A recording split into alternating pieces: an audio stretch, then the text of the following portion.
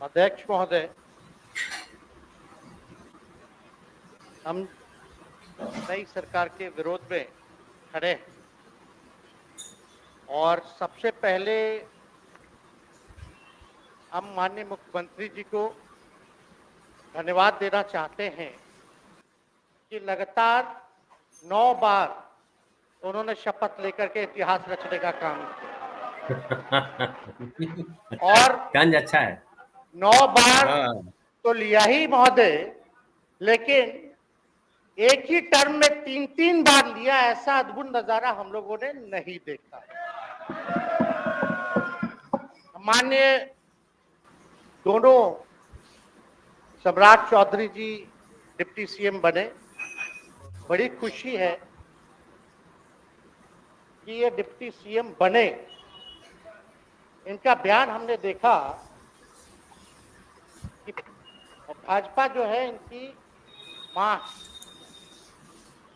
Bhajpa party जो है मां, लेकिन हम तो कहना चाहते हैं आरजेडी ना आपकी मां हुई ओरिजिनल। तो आप तो पहले हमारे दल में ही थे।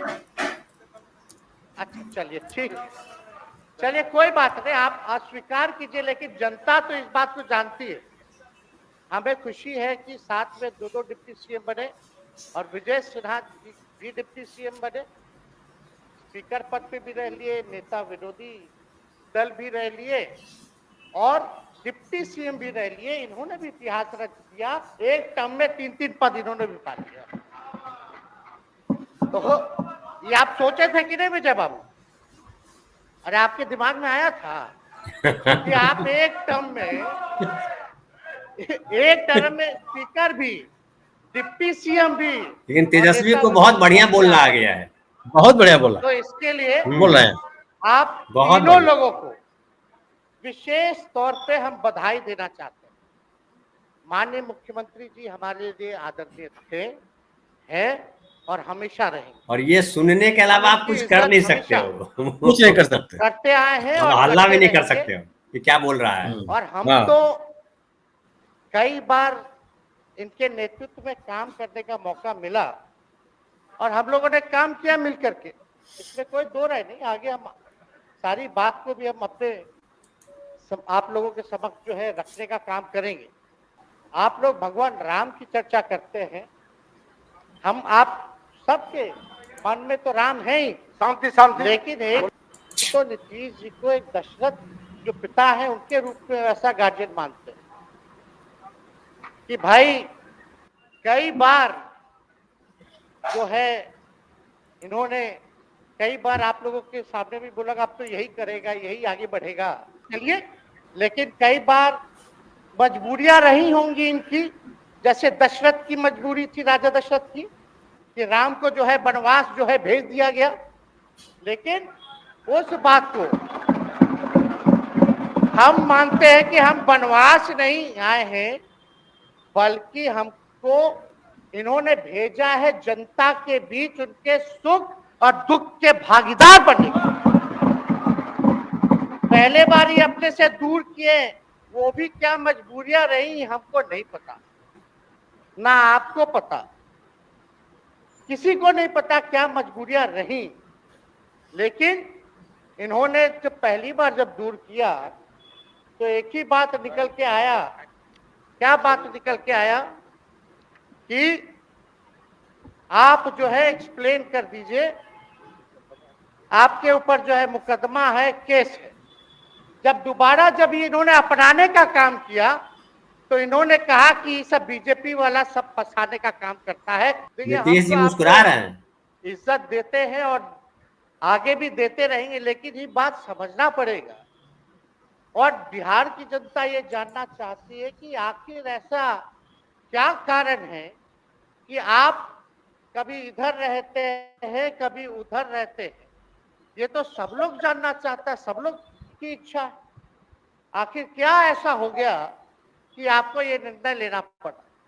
2020 का हम लोग चुनाव जीत करके आए, मात्र बेईमानी के बाद 12,000 का डिफरेंस था पूरे महागठबंधन और एनडीए में। आप क्यों छोड़ के आए?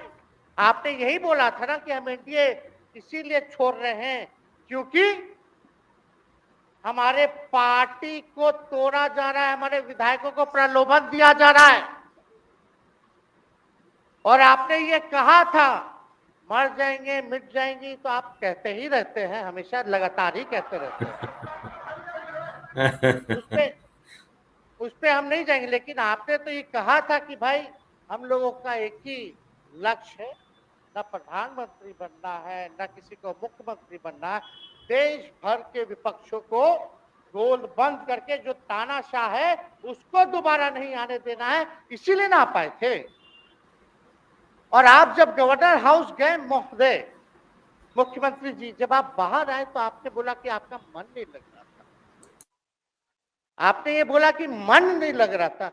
मन नहीं लगेगा तो हम लोग नाचने गाने के लिए थोड़ी, आपका मन लगाने के लिए, हम तो आपका साथ ना देने के लिए थे कि जो काम आप बोलते थे असंभव है उसको हम लोगों ने मुमकिन करके दिखाने का काम किया।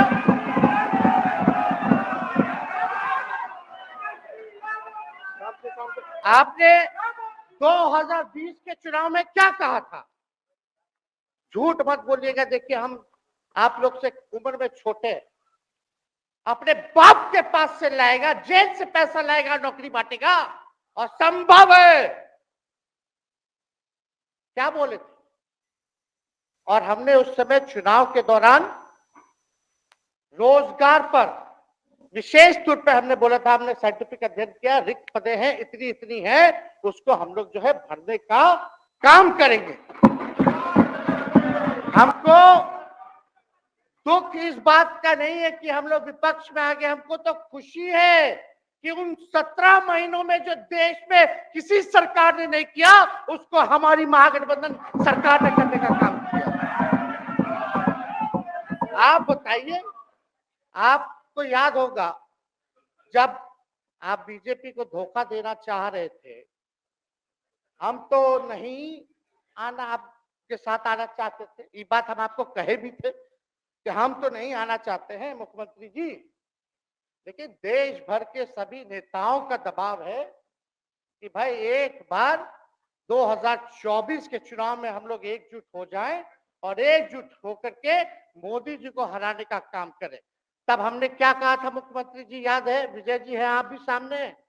हम कहते मुख्यमंत्री जी हम सरकार में नहीं आएंगे, हम बाहर रह करके आपको समर्थन देंगे और आपके सरकार को कोई खतरा नहीं होगा, आप चलाइए सरकार, निफिक्र होकर के चलाइए, क्योंकि हम लोगों का भी लक्ष्य है कि भाजपा को देश से भगाने का काम करे, उस सांप्रदायिक शक्तियों को जो विचारधारा है, जो समाज में जहर बोने का काम करती है, उसको हम लोग भगाने का काम करें।